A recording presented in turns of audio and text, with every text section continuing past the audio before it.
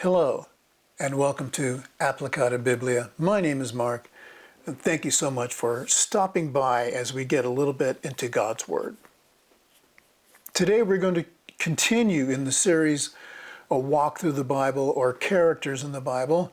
We are in what I call Lesson 15. We're going to be talking about Joseph. I'm going to try and make this in one video, but it might have to be two, because Joseph covers about 13 chapters. One of the most, if not the most written about character in the scriptures, because so much is happening here before the clan of Israel becomes the nation Israel. And this is very integral to that narrative, that part of the narrative. So I'm going to leave a link in the description to the blog that covers this lesson, and I would just suggest that you read. I call it 30 chapters 39 through 47 of Genesis, but I'm thinking if you want to read it, just read 37 to the end, and then you'll have the entire story, because I'm going to skip over a lot of the nuances of this story. There's so much foreshadowing. There's so much power in this story that reveals the Christ, that reveals the mind of God, the way God works. And the main message I try to get to younger people when I'm teaching this class is to notice that God is working in this person's life. What we call the providence of God. That God can have things work in your life so that we can do His will. And there's a lot of things about Joseph that I think Joseph kind of gets a bad rap when he's younger, but I think we see that Joseph is extremely, extremely faithful to God. And I think that is a testimony to Jacob's teaching. You don't get faith without somebody telling you how to be faithful. And I think it's extremely important to see that. And I just think that Jacob is far wiser than so many people in this story, even when he's young. And it's important to see that. It doesn't mean you have to be old to be wise. And I just think that's very important to see all these different things. Okay, so I'm going to go right off the lesson sheet that I have online. So, like I said, the main lesson I try to get across in this is look to see the providence of God, how things work together for good. Providence is the protective care of God or nature of His spiritual power. As we've seen throughout all Scripture, God has His people in mind to accomplish His will. We have come to understand that God's providence will cover events that happen to produce an outcome of a larger plan, right? Like all the Old Testament showing Jesus. The Old Testament does it. It's immediate effect. There's an immediate effect for the people during the time, and then there's a larger effect for things that happen later. And that's always true in the Scriptures, especially when we start looking at the prophets. Prophets will say something that has immediate effect for them then, and then maybe when the Messiah comes later, many, many years later. Okay, so there's a lot of things that this is not going to cover, and that's basically Jacob prospers with Laban. He becomes stronger. Laban resents it. Jacob steals away with his family and all his stuff, and there's a way that he gets to all of that gain. He actually becomes stronger than Laban, and he leaves without even telling Laban. Laban pursues them, but is worried. He's warned by God not to mess around with Jacob. But Laban does catch up to him, and he complains, somebody stole my idols. And that brings up an issue. Rachel stole household idols. And I don't know if those were idols that were idols to represent Jehovah God or what, because Jehovah God doesn't ask people to do that. Or if maybe they worship some other gods. It's hard to know. But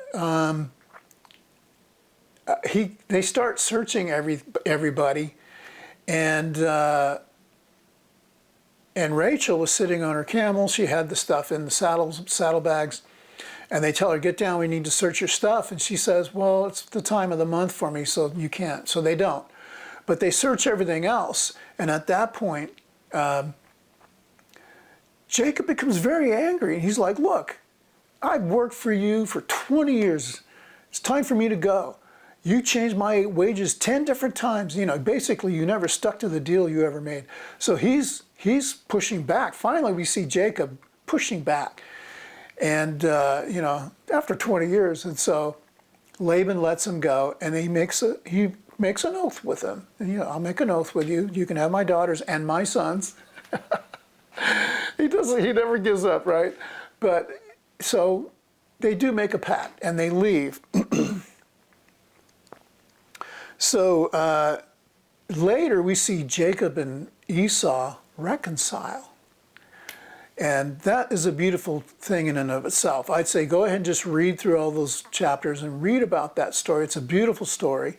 I want to tell it to you, but it just takes too long. But it's a beautiful story. During that time, Jacob wrestles with an angel, and he wins. Right? Like Jacob can wrestle. Jacob even says, "I wrestled with God and won." Is that possible? Make sure this thing's in focus. Yeah, okay. Is that really possible? No, of course it's not possible. We know that the angel touches it's either his hip socket or his thigh, and it messes it up. Right at that angel could have done that to begin with. But there is meaning behind that. Jacob wrestles with God and wins. Can man wrestle with God and beat him? No, not at all. Man can't. God led him. This was the grace of God. And this is a foreshadowing of the Christ. Because why? Because Israel, and that is Jacob's name, is changed to Israel. And of course, Israel does wrestle with God throughout all of the Old Testament, as we'll see, especially when they become a nation. They wrestle with God. And they don't beat God, but they do win. How do they win? Well, Jesus the Christ comes along through them. That is the foreshadowing that we see here. That's the bigger picture of everything going on. So we also see that Rachel bears Benjamin, and then she dies. And I think then that's in chapter 35 or something. And again, go ahead and read all these chapters. It's better to know these things because, again, I'm glossing over so many, just not even talking about so many of the nuances of the things that are going on with these people. It's just really important to see all of these things. 1 second.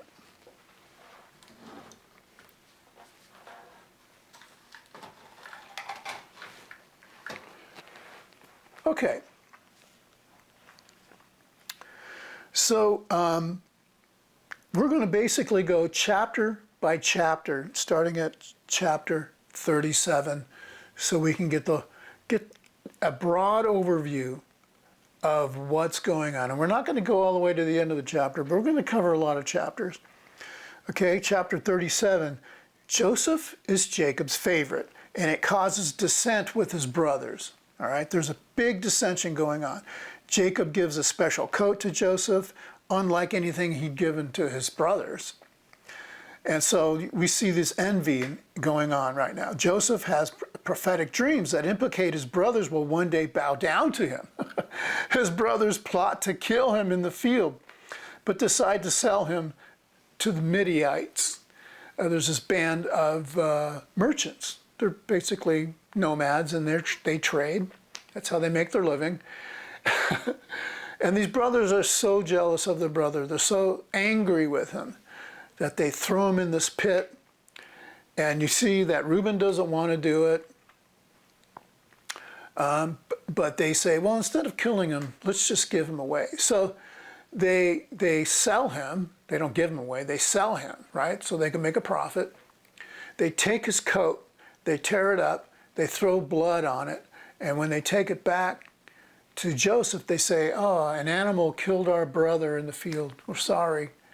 And of course, poor Joseph, he lost his son. He kind of dies inside a little bit. He's just sorrowful from that moment forward.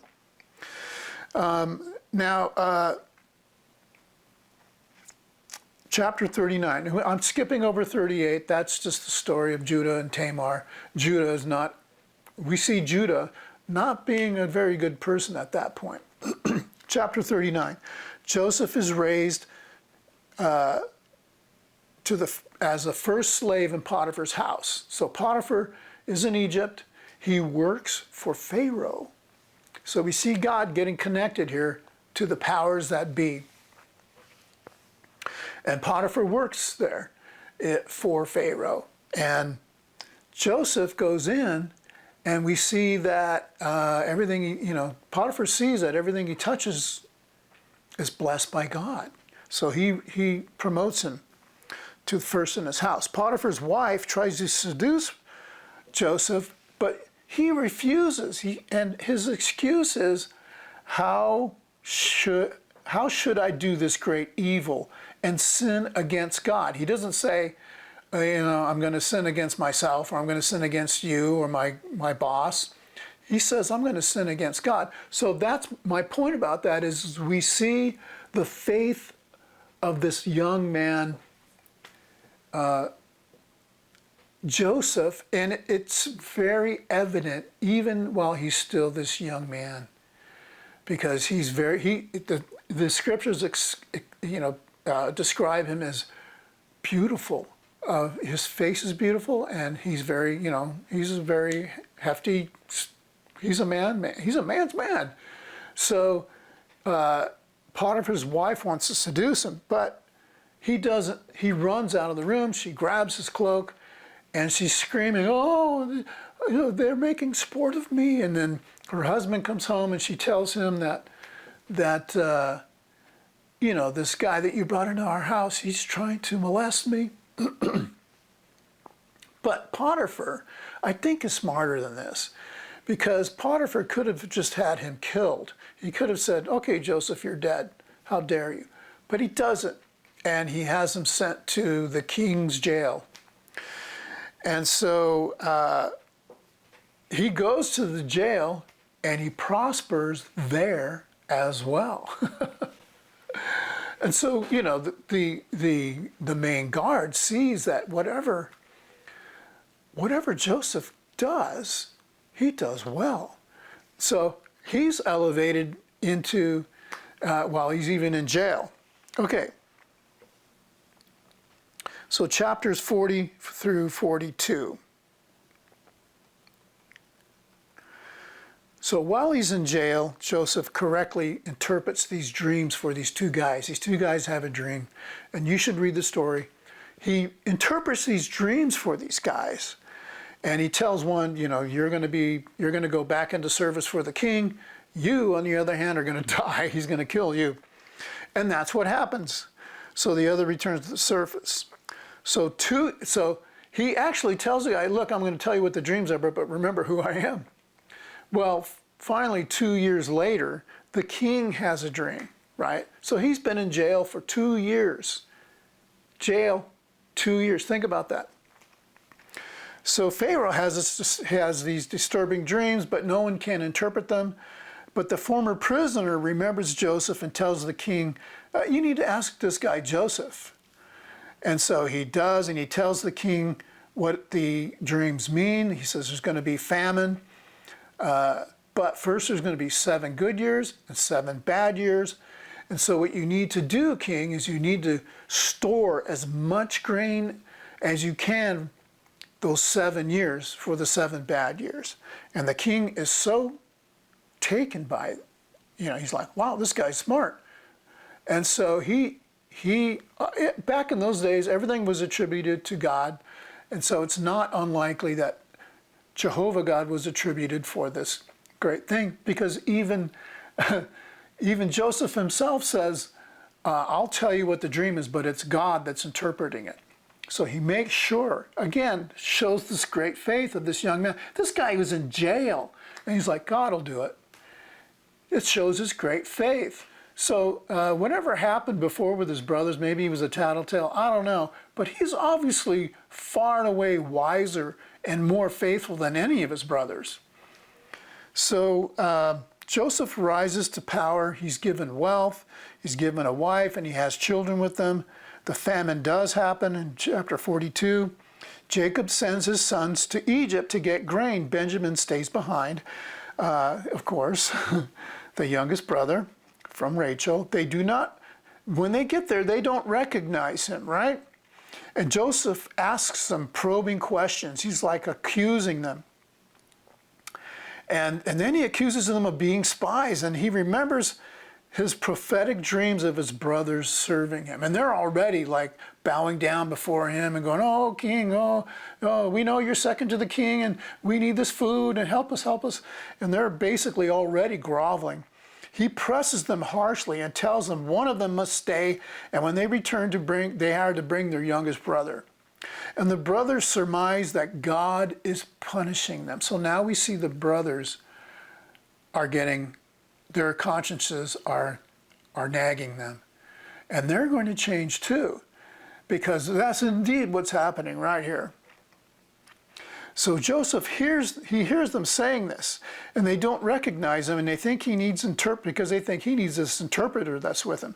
But he's so moved by what their understanding is of what's going on. He's so moved. He has to go out of the room, and he weeps because he knows that this is of God. He understands this. This is the power of what's going on with his faith. He understands this is of God. And he's just so moved by the whole thing and how this is all going down. He has to go out of the room. He composes himself. He binds Simon. He himself binds Simon to stay behind, or Simeon. And he sends them on their way with their grain, and he has their silver that they come to pay for the grain put back in their sacks secretly.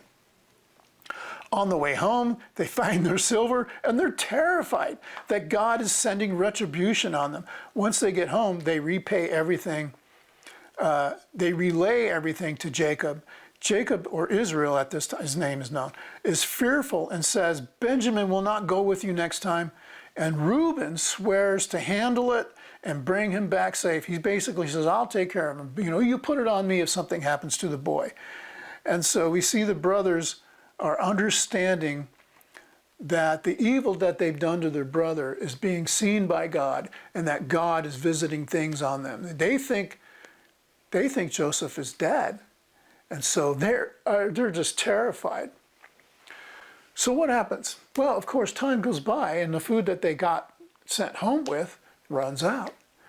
And so chapters 43 through 47, the brothers return for more grain. Israel protests, but Judah promises to handle it. So there's that connection, okay? Israel, or Jacob, says, I'm not sending him. And they say, look, if we go, we're not getting anything. We have to take him. We have to take our brother. We have to take him. That's just all there is to it. So he finally agrees, but only after Judah says, I'll be the surety for him. If I don't bring him back, the sin will be on me forever. And with that promise, he says, okay, go. And if I end up being sorrowful for the rest of my life, that's just the way it's going to have to be. So Judah steps up. We see Judah, remember in chapter 38, he wasn't such a good guy, but now he's stepping up. So the brothers, so this time they take 2 times more silver with them. The silver they brought home because Joseph put it in their sacks, and now they get another portion to take it with them, and they explain that later when they get there. When they get there, they're brought to Joseph's house to eat, and they're astonished to be sat in order by age. The feast meal is doubled for Benjamin, right? So they're all sitting there going, we're all in order by age. That's amazing. And then they see Benjamin has twice as much. When Joseph comes, he asks if this one, he looks and says, is this Benjamin? And they say, yeah. And he realizes, this is my brother from the same mother. And he is overcome by emotion. I love Joseph. He's so emotional about this. He is seeing the graciousness of God happen in real time, and he understands it. He's overcome. He seeks a private place, and again, he weeps. And then the brothers head home. Joseph had his servants put their silver back, and they put his cup in Benjamin's sack. So Joseph's cup, his personal drinking vessel, is put into Benjamin's sack. And he says, and then he tells his guys, hey, somebody took my stuff. Go find out who did it. So they go and they search all of their stuff, and they find the cup in Benjamin's sack.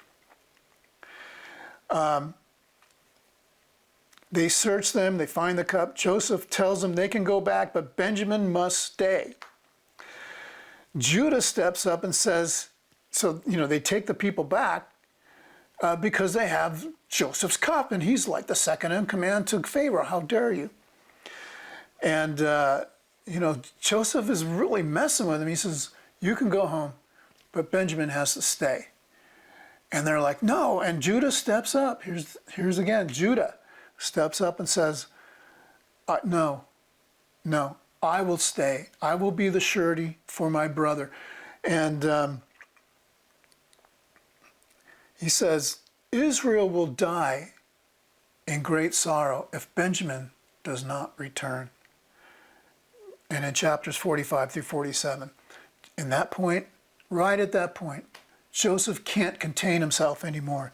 He sends all of his servants out. He reveals himself to his brothers. I'm Joseph. And he's weeping and crying so loud, everyone in the house hears it. It's amazing to me.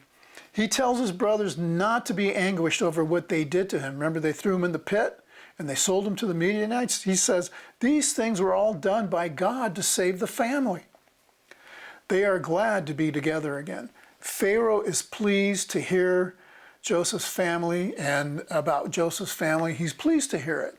And he sends his own carts to help them move so that they can live off the fat of the land that their brother had Pharaoh save up. And he sends them gifts even, and they return home, and they go, and the brothers return home, they tell Israel about it. And he has a hard time believing it, but eventually he rejoices that he will get to see Joseph again before he dies. And then Israel and his sons settle in the land of Goshen. Whew. Okay, so I glossed over so much of what you should read about to get all the little nuances of it. But here we see the providence of God working to save his people. Not because they're just the greatest people, but they are, because they have faith in him, obviously. But because the Christ is coming through this people, and God is making sure this is going to happen. Now, all of this is God working for the good of those who believe in him.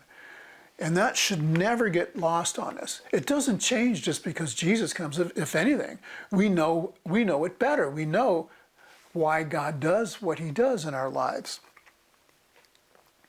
So we see that all the things that were prophesied by Joseph about his brothers bowing down to him comes to pass.